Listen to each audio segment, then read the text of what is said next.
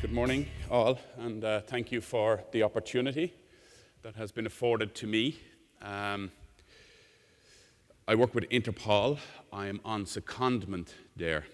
Basically, the Irish state, who are currently going through some very serious austerity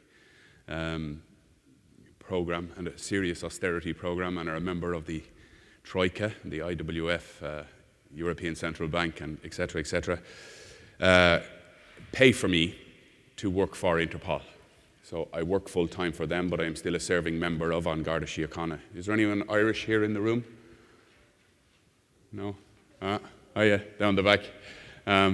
So you'll get it when I say that in Ireland we don't say, here come the cops, we say, it's the guards, which means that we have a very high level of Americans and foreigners who are arrested for public order offences because they don't know to run when someone says it's the guards. And of course the old joke about the other guy getting caught is that you don't need to outrun the police, you just need to outrun the other guy, isn't that it? Yeah. Anyway, I'm still a serving member of An Garda Síochána. I'm a very proud member of the police. I stand before you, an audience that perhaps have different understandings of what police are, etc. But I joined the police. No, it's some of the stuff you'd see in relation to the police can be at times vitriolic, shall we say? But I'm a proud police officer. I have served on the front line in Dublin. I have served on the border between Northern Ireland and the Republic of Ireland. I have served in drug units. I have served in murder squads. I have served in various different serious crime areas. And in 1997, I found myself in the Domestic Violence and Sexual Assault Investigation Unit. So you can guess what that unit did at a national investigation level. And very soon found myself working online in child exploitation and have been since then. So I've been a long time working child exploitation, both offline and online. And I'm very proud of the work I do. And I think one of the reasons I'm a very proud police officer is because I joined for the guns and the blue lights and the sirens. But I very quickly realized that what I fundamentally joined for was my belief in public safety, my belief in the rights of people to go about their daily business without harassment from other people. And I still, 20 odd years on, still have that belief. I still have that deep fundamental belief in public safety. And that's what this is about. This is about public safety. This online child exploitation is about public safety, and safety is something that's often ignored on the internet, unfortunately. There are other versions, of course, of who I am. If you go to the NewGone wiki, NewGone is the one-stop web shop for anything required by maps. And if you don't know what maps are rebranded pedophiles. They are minor attracted persons. And you can find anything you want to know from their perception, their version of events, you'll find here on newgone.com. And they describe me in their wiki as being somebody who's known for his appearances in the media and the use of insistently hyperbolic language. Now, I've often been called the plural of bolic in my previous existence. But I've never been called a hyperbolic. But as the French say, j'assume. All right? I take this. All right? Because if they're calling me hyperbolic in what I say and what I do, I accept it.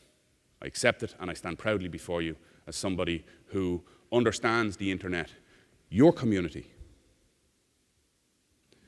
in perhaps a slightly different way than you understand it. And I'm hoping today that you understand it a little bit more from my perception and my side a little bit better. I'm going to talk to you about childhood, about children. I'm going to talk to you about child sexual abuse in general. I'm going to talk to you about sex offenders. I'm going to talk to you about pornography. I'm going to talk to you about children and pornography and children in pornography. I'm going to talk to you about the history of child abuse material. I'm going to talk to you a little bit about what is child abuse material. How can you recognize it? What does it look like? I'm going to talk to you about the internet and its effect on child abuse material. I'm going to talk to you about policing it. I'm going to talk to you about victim identification as a methodology within policing and how you can contribute to that. And then I'm going to talk to you a little bit about where we are right now, where we're going, and I'm going to talk to you about what you can do to assist and to help. And I'm going to open talking about childhood, and there was somebody here in the room with, I presume, his partner and child in the restaurant this morning, and I was smiling as the child trashed his iPod or his iPhone onto the ground and drummed on the top of his netbook, his MacBook, with knives and forks. And you know, children, I mean, what are they? What are they? Do we get down to our fundamentals of what they are? They are, without a shadow of a doubt, the most vulnerable people in our society. Without a shadow of a doubt. There's no doubt that they are the most vulnerable people in our society. Old people, people with handicaps, both mentally and physically, are also vulnerable people. But children from the age of 0 to probably around 9 or 10, you know, the vulnerability and the dependency is absolute to a decreasing circle. And any of you have teenage kids know that by the time they're 14, 15, they no longer even want to be in the same room as you, never mind accept your opinion. When we look at children and childhood, and of course, we're talking from the Western perspective, and childhood for us means a totally different thing to what childhood means in some of the developing countries in the world. Another one of part of my portfolio is trafficking, and we had some successful operations in West Africa last year, where we rescued shooting fish in a barrel, going to the mines, to the fishing, to the fisheries. We rescued upwards of 400 kids each time who were being, you know, aged between 5 and 14 years of age, who are working full-time, 12, 14, 16 hours a day. And of course, we in the Western world imagine that all stopped in Victorian times, when children were perfect with their little hands and their little bodies for getting up chimneys or for working the mills. Very interesting documentary done by the BBC on the Industrial Revolution and how it was really children who built Britain, if you like. Because during the Industrial Revolution, the social welfare was for orphaned children, of which there were many at that time, was to put them working in the mills. They were perfect for getting in and out behind the looms and in under the machines to clean them and make sure that they were well oiled, etc. And we often hear the internet and the ICT revolution that we are living at the moment. We're living in the forest of the next, you know, in 40, 50 years, people will look back and look on this period, the last 20 years, as being revolutionary to the same level as the Industrial Revolution. And the question is, are we making the same mistakes again? Are we allowing our most vulnerable to be exploited throughout this period? My answer is yes. I don't expect you all to agree with that. My answer is yes, but then I'm somewhat blinkered in that I'm looking at the worst of the worst constantly. I'm constantly exposed to the worst levels of exploitation and its facilitation by ICT. And so that is my opinion.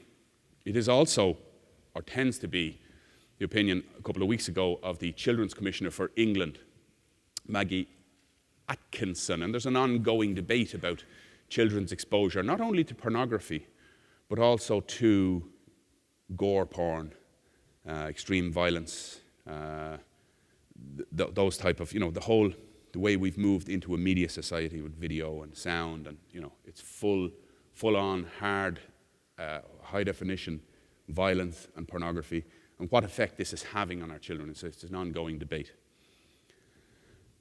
Child sexual abuse itself is a reality in our society. It's a reality in all societies. It can sometimes be even systematic. It can even be happening without happening. You can look at some extremes of it, like, for example, female genital mutilation is a good example of child abuse, neglect, violence, both mental and physical, and, of course, there's child sexual abuse as well, which is the subject matter we're talking today. It's not an easy subject, all right? There's two things we don't like to talk about in life. One is death, even though we all know it's coming. We're all going to die. Those close to us are going to die. We still don't like to talk about it unless it's in a jokey type of way. Child sexual abuse is the same. It's happening next door to you. There are child sex offenders in this room. There are child sex survivors in this room. That's the reality of it. That's the pervasive nature of it in our society. But because of many, many different reasons, one of them being because it involves penises and vaginas, we're not allowed to talk about it. We can't talk about it. We don't talk about it. We won't talk about it. Personally, I'm a one-time dinner party guest. I've been to many one-time dinner parties. Because people are fascinated by what I do, of course they are. And partly because we don't talk about it. And if you ask me about what can I do to protect my kids online, or what can I do to protect my kids in the real world, I say to you the same thing as I would say to my own kids. I say, talk to them. To my own wife, I say, look, talk to them. We need to talk to these kids. You need to be age appropriate, of course. But if your kids are starting to go online at 4 years of age, then you need to be explaining the realities of life online to them from 4. And not just around child sexual abuse, not just around child exploitation. You also need to explain to them how they don't have permission to use the credit card, how they can't buy whatever app they want, you know, how they shouldn't go to certain sites, and that when they get a warning up saying this site contains malware or whatever, they shouldn't say, proceed. It's the sort of it's teaching them to cross the road. You wouldn't let them out to cross the road. You shouldn't let them out on the information superhighway without some sort of guidance, if you like. And child sexual abuse has existed since Adam was a boy. There is no doubt in my mind it has. It may not have been called that, and it may only because childhood itself is a new concept. Anyone here like to guess or like to tell me why we have long summer holidays? Why do we have a big chunk? It's nothing to do with teaching unions, the teachers' unions, all right? It's nothing to do with the fact that it's sunny. The reason we have long summer holidays at particular times of the year was farming, so that children could go home. Okay, we'll give them education as long as they're available to work the harvest and the sowing and everything else. That's a reality. In childhood itself, the concept of childhood has only come into being really since the end of the Second World War, as we know it now. The idea, the UN CRC, Convention on Rights of the Child, was only voted in 2000.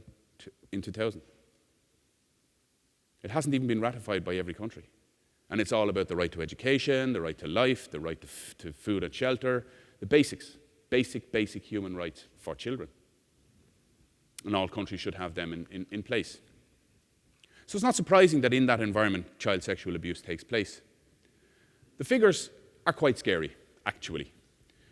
It's been empirically proved on a number of occasions and in a number of different Western countries, that you're talking about 1 in 4 or 1 in 5, 1 in 4 girls or 1 in 5 boys will be sexually abused before the age of 18. Now that is a scary figure, because when you extrapolate that over to a country the size of Ireland or Norway, you're dealing with 200,000 children. Simple extrapolation, I know, but then I'm a simple guy. Now, if we think in the UK that only 20% is reported, and of that 20%, only about 2 to 4% get convicted, what are we looking at now?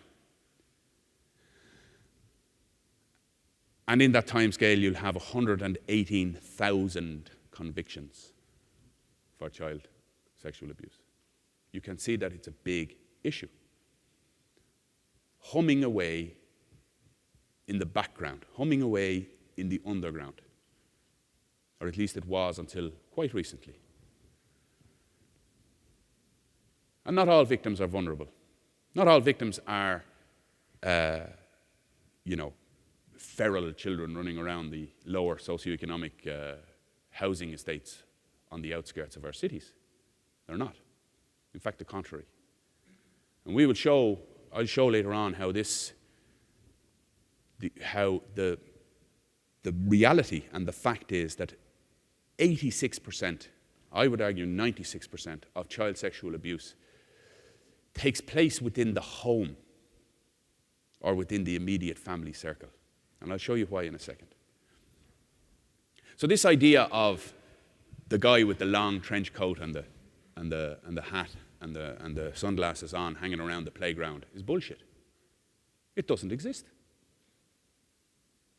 The man with the trench coat and the hat, that bogeyman that was invented in around the 50s and the 60s, the warning the kids not to get into cars, of course, they're still valid warnings. But they shouldn't be given at the expense of the fact that it's within the family home that child sexual abuse happens. And not just men, women. And not just fathers and mothers, also brothers and sisters, uncles and aunts, especially in extended family environments. And then you go out, your family circle, out to trusted individuals, babysitters. Would it be possible that Kimberly up the road is a child sex offender? The 16-year-old that minds your kids? Is that possible? Absolutely. Then you have to speak about the next layer of trusted family people, the sports coaches, the people your kids have, people who have access to your kids. They can also be abusers. And what's the cost? Because I know there's some accountants among you who will just love to see this figure of $103.8 billion was in an academic paper published last year. But the human cost, the intangible costs, are actually huge. The fact that child sexual abuse features very highly in treatment of alcoholics, drug addicts, suicide or parasuicide victims, mental illness, all of these issues feature later on when people's sexual integrity is attacked, when the sexuality pillar is attacked before it has had a chance to develop. That's a reality. Later in life is when it hits. I think someone said to me during the week the average time period between when the abuse has taken place and when it's reported is 22 years. It takes people that long to get their head around the fact that something bad happened to them. And of course, because they are treated or taught or threatened or there's another T, but I can't remember it, right? Because they are groomed in this way, they don't report. It's just a known fact. They do not report. Children, even young adults, do not disclose that they have been sexually abused. But yet, the sexuality pillar, and any psychologist or any amateur psychologist among you will know, the sexuality pillar within the self is ultra important in your development and your later contribution to society as a normal, everyday human being. And there's a guy called Finklor, David Finklor, based up in northeastern USA. He released a paper in 1984, and he said there are 4 preconditions that must exist before child sexual abuse can take place. And this is very important. Simple. Like all good academic papers, it actually states the obvious. But the 4 preconditions that must be in place before child sexual abuse can take place are: 1, motivation. You must want to have sex with the child. Cannot have sex with a child if you don't want to have sex with a child. 2, you must get over your internal inhibitions or your conscience. 3, you must get over external inhibitors, i.e., you must have access to a child. You cannot abuse a child unless you have exclusive access. And 4, you must get over the resistance of the child, the inhibitions that the child has in them, that they know it's wrong or that they're not interested in having sex with you. You have to get over that. You have to groom them around to your way of thinking.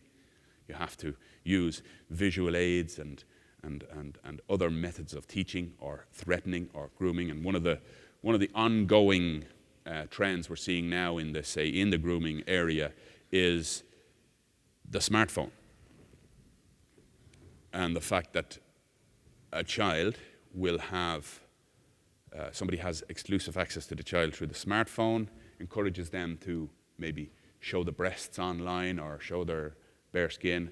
And because the relationship has been built up and there's a lot of knowledge there between the offender and the victim, the threat is that this is going to be posted on Facebook with your name, and I'm going to send this to all your friends unless you do A, B, and C.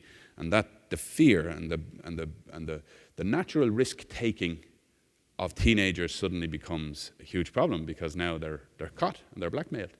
And they're being blackmailed to abuse other kids, siblings, or to get other friends involved. And there are cases where there's 70, 80, 90 victims around the world, one guy sitting in a bar, controlling it all from his telephone. That's the reality of today's getting over the internal inhibitions of the child, using whatever methodology is used. Because grooming is all about the end game. And what's the end game? Sexual satisfaction for the offender. It's not about anything else. Child sexual abuse is all about sexual satisfaction at the end of the day. So who are these sex offenders? I said it earlier on. I've been a bit of a troll. I'm probably winding you up a little bit, but there's probably a number of sex offenders in this room right now, statistically, without a shadow of a doubt. Child sex offenders, people who have a sexual interest in children. And you know what? That's okay. That's okay as long as it stays in here. But the reality is, it's not staying in here anymore. The reality is, we're seeing far more people acting out their preference for sex with children than ever before.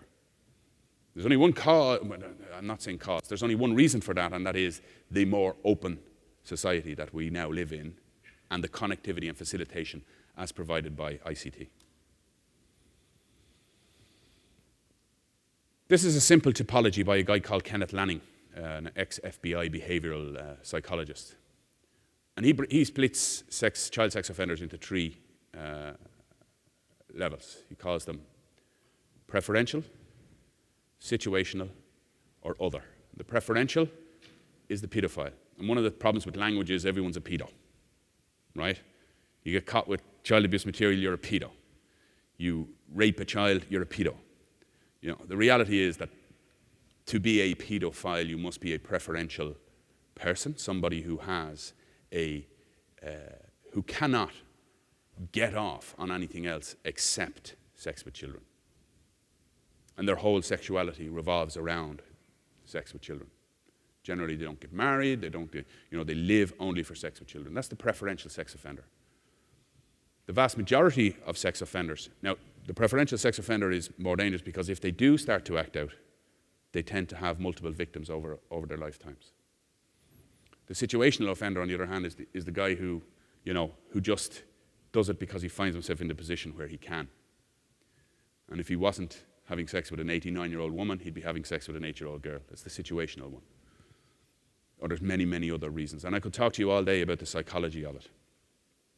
And when you talk about child abuse material or child pornography, and I'll talk to you again about that in a second. When we talk about child abuse material and you talk about the acting out, the availability of that means that a lot of people who may have gone through their lives as preferential sex offenders in the past without ever acting out, without keeping it in their own heads and perhaps fantasizing during masturbation or during sex with an adult or choosing an adult partner that is young looking or whatever, that person now, because of the facilitation of the internet, finds themselves acting out and getting on the wrong side of the law because of their behavior. The situational offender, on the other hand, the exposure that they get to not only material online, but also to other offenders online, they get this encouragement, this reinforcement of their cognitive disorder. They get convinced that they're right in what they're doing. And this leads to an easier offending pattern. That's the bottom line with this. That's the bottom line with child sex offenders. Situation, preferential, it doesn't matter The fact is they are looking to exploit. And that's the key word that will run through this, is exploitation of children.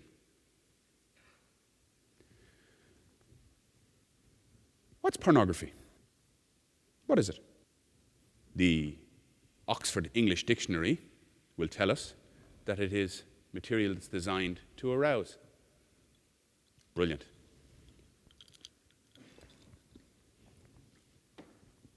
Anyone here in the room ever used pornography?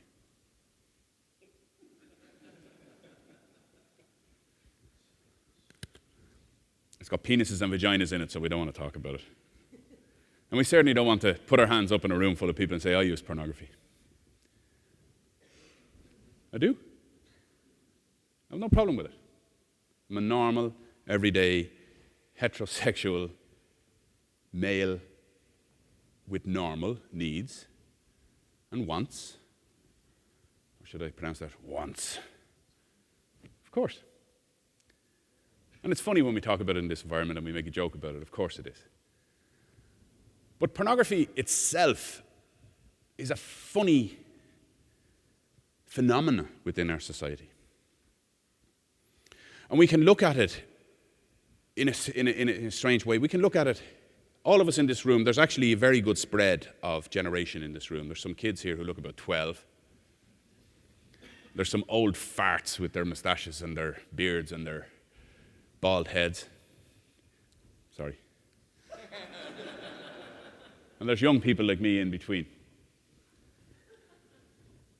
And I want you all to think now about your exposure to pornography when you were a kid. Think about it. When did you first see pornography? When did you first realize what pornography did to you when you looked at it? When did you first realize that you liked this pornography and not that pornography? And I know there's females in the room as well, and the question is the same to them. And there's all this argument about what it does for women and what it does for men and what it does for both. And it can form part of a loving relationship, or it can be harmful and damaging, depending on what you're into. And you can see the spectrum goes from everything from just pure nude all the way up to zoophilia or bestiality. Let me take you to July the 1st, 1969, when Denmark removed all prohibition on pornography, right? Because up in San Francisco, you had this flower power thing going on. Some of you will remember it well.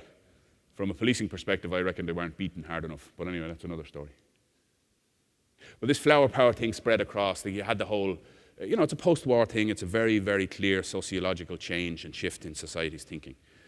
And part of that, Denmark removed they said, we're adults.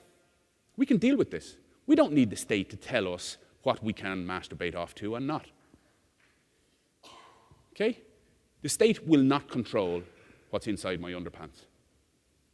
And along with that came the whole free love, and along with that came, use of contraception, etc., free use of contraception, etc., etc., etc.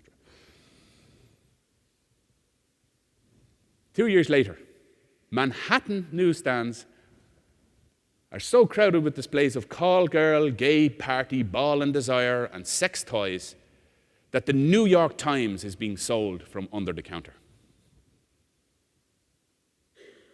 Now, I know there are some American people in this room who believe that the New York Times should always be sold out from under the counter. But the point I'm trying to make here is that pornography just became, in a couple of years, as soon as all prohibition was lifted, up it came. And on its coattails came child pornography, or pornography featuring children, or as we now call it, child exploitation material or child abuse material. And I won't say that there were huge amounts, because that would be hyperbolic of me. But there was a lot. Or there was a lot more than previously we saw, because previous to this period,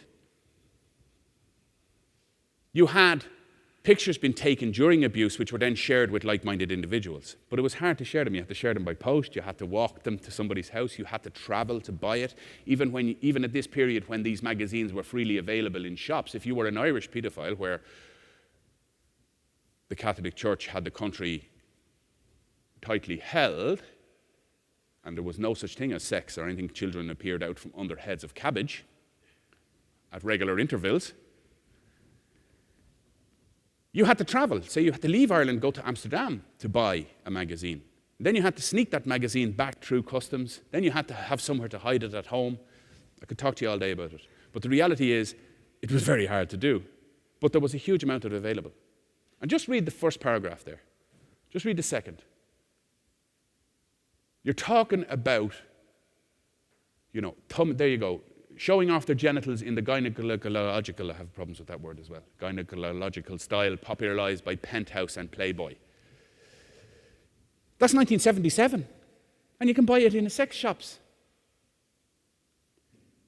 And it was known in that period as the 10 years of madness, 1974 to 1984, when there was more produced on very, very high quality paper.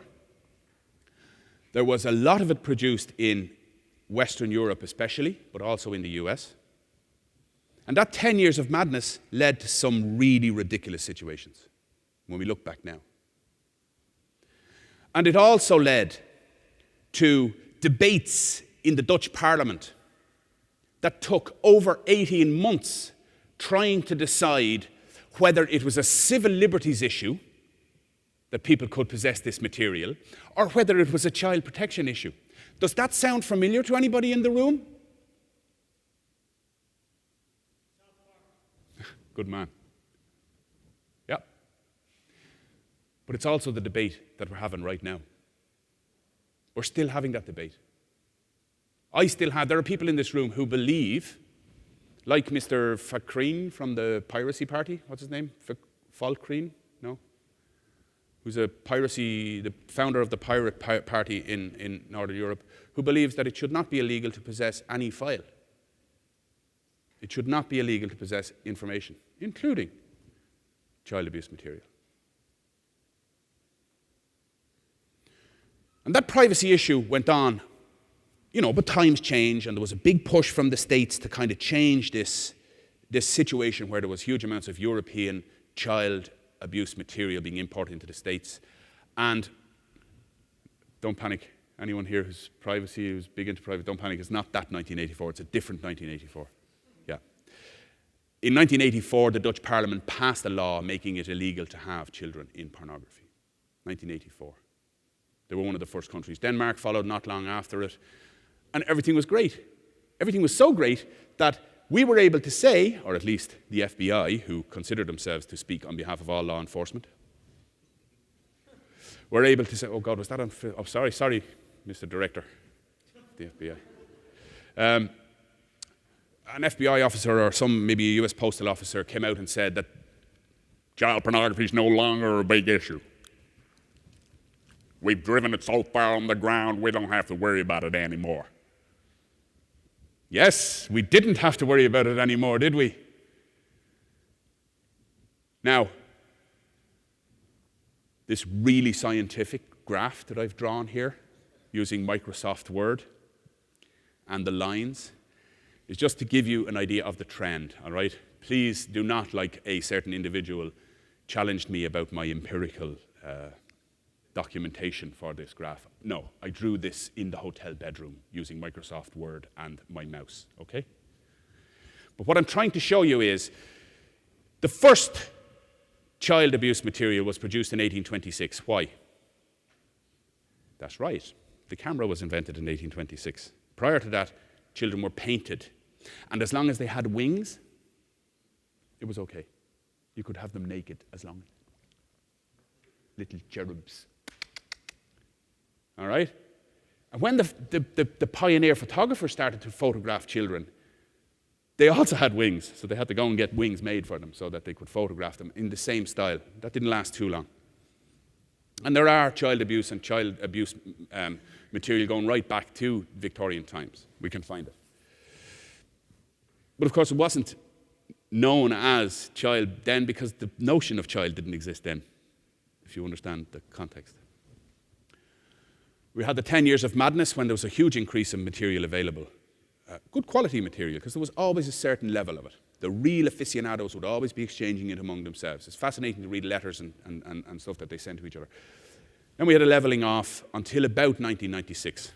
Now, those of you who were using bulletin boards back in the 80s will know that it was present then, and we saw that slight increase happening there. But it was the web that brought it out and public. And child sex offenders found in the web, especially, and the internet itself, they found the perfect storm for them. You had advocacy, reinforcement of their cognitive disorders, as I said earlier on. Basically, we're right and everybody else is wrong.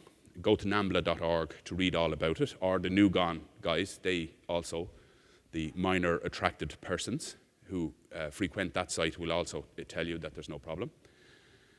It gave them access to child abuse material for fantasy, for masturbation, for use in the grooming process. And thirdly, it gave them access to children, exclusive access to children, which you'll remember forms part of our 4 preconditions. So now look at our 4 preconditions and think of the internet, and think of the facilitation, and think of the motivation. Very easy to find out if you're motivated.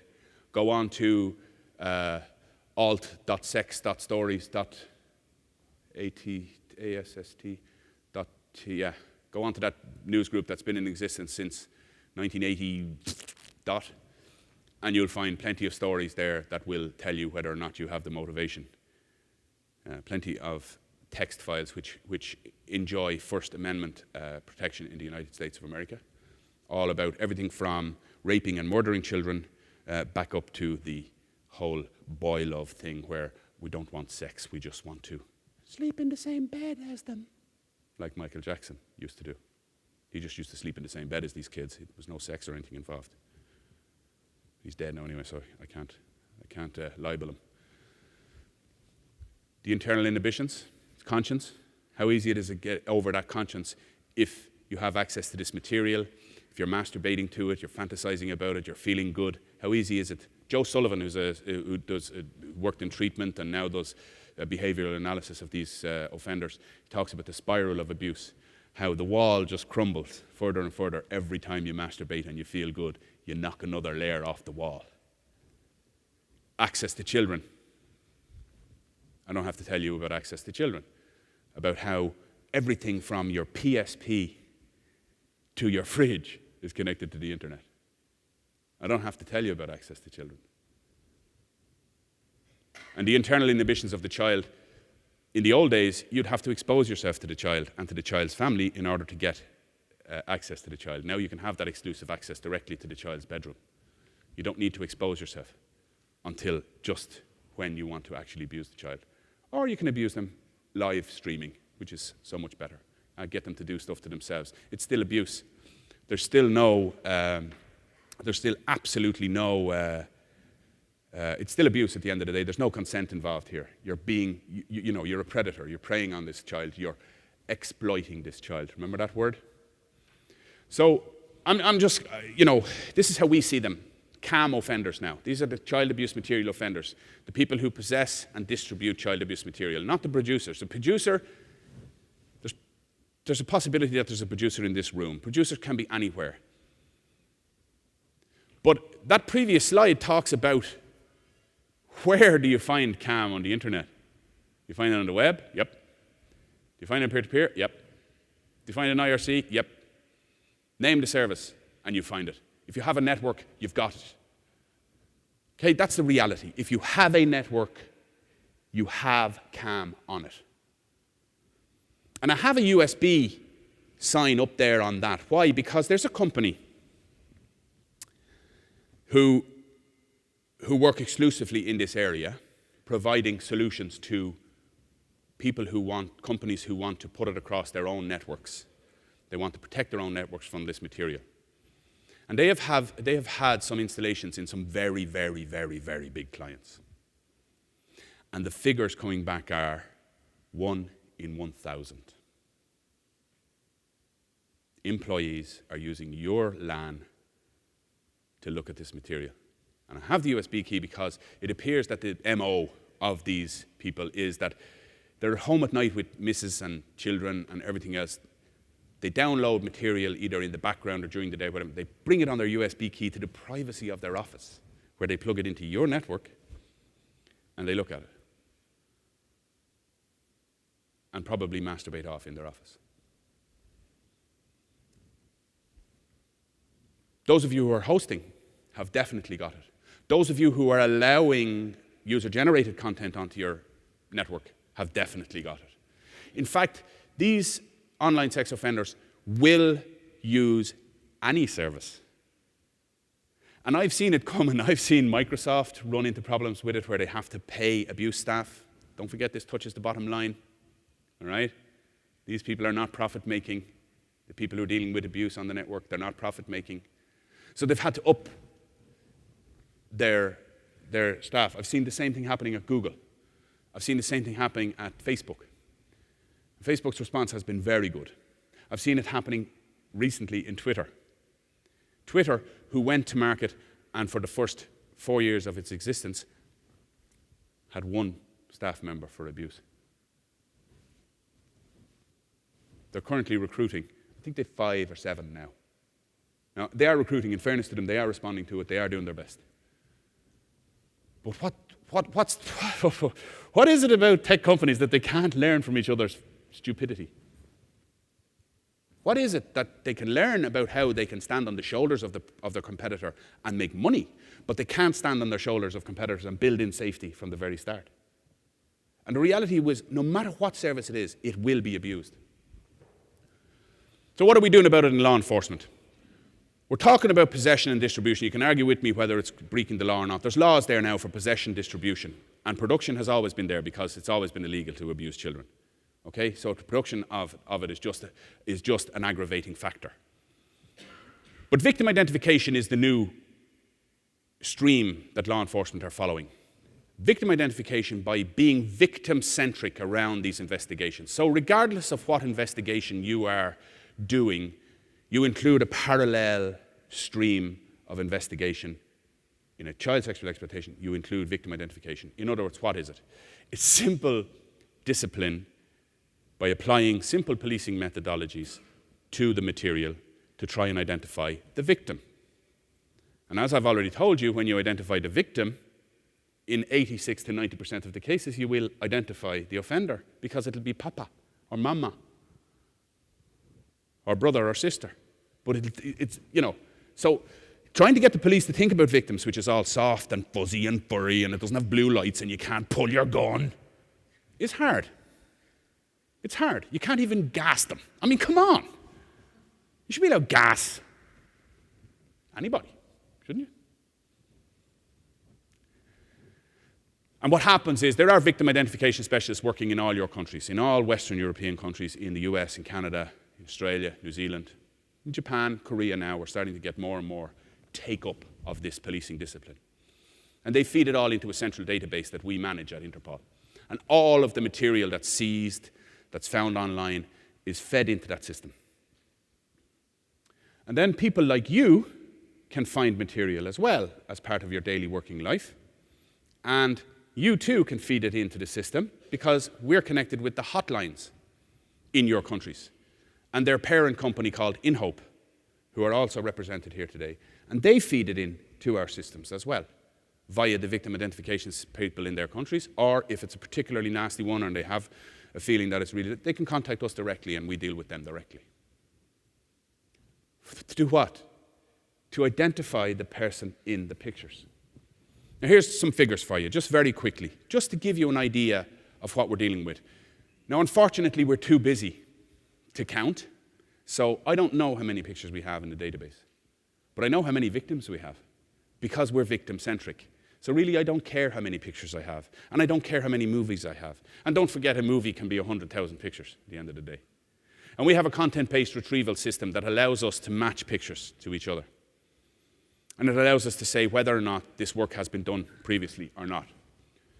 And as you can see, we've had a steady increase over the last 3 years. That increase is steady at around 20% for the last 10 years of this movement's existence. And it's not getting any smaller. And you could argue, well, that's because you're getting new countries on board. Yeah, so at what point are we going to level out? At what point are we going to see the growth Are we going to see the graph leveling? And we've had some success stories. And one of the success stories is the web. Why? Because everybody works together to a common goal, and the common goal is to clean this stuff off the web. And that includes yourselves, because one of the vectors for feeding this stuff out in the 90s, one of the core vectors was spam. Oh my God, look at this. Or, hey, come here. And then they go, you see it, you end up paying for it. Well, Financial Coalition have said, Visa, MasterCard, American Express, eBay, they've said, PayPal, you're not using our branding on your website. So if they get notified that their brand or their payment system has been used, they will instruct the merchant, drop that account. The result is it's very hard to monetize it now. But it doesn't change the amount of stuff that's out there because the vast majority of it is exchanged like for like anyway. Are we winning? Yes, we are. We're getting there. We're doing a lot. There's a global coalition. There's an EU directive on law, which will change the law, brings the law good across the whole of the European Union. Enforcement is getting better, more operational capacity. But not just law enforcement, also enforcement here. The fact that you're sitting here listening to me talking about a subject that 5 years ago people wouldn't even care about. The fact that you're sitting here listening to it, the fact that your chairman and your board would think it's important enough to invite me here to tell you about this is very important. It shows that we're all starting to think a little bit more about it.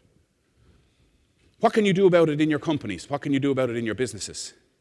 Counter-advocacy, strong SOPs, put it in as a particular line in the AUP, instant dismissal, instant reporting to the police. And can I say that deleting or doing nothing about it it shouldn't be an option. And why shouldn't it be an option? Because let me tell you why it shouldn't be an option. Because the pictures that you have, statistically, it could be the child or a child in this person's immediate family circle. So deleting it, oh, I got it on the internet. Of course he's going to deny, of course he's going to minimize, but do you know that? Are you damning a child in his family circle to continued abuse? And because of our victim identification movement, I can say too, if you're not feeding that material in, one of those pictures, even if you did get it on the internet, one of those pictures or one of those movies could contain the clue that we're waiting for. Material coming from Canada being found online in Australia on the Tor, on the dark nets, on Freenet, on peer-to-peer. It's all gathered together in one place. And it's all coming in series. There's no one picture of a child being abused. It comes in series. It starts with the child coming home from school and it ends with her being anally raped and the money shot. These series contain clues. And the picture that you find on your system could have that clue we're waiting for to identify this child. Be victim-centric in your thinking. Ratify. Confirm that it is what it is, or you think it is. Report it. And remove it under forensic guidance from the people you have reported it to. I beg you.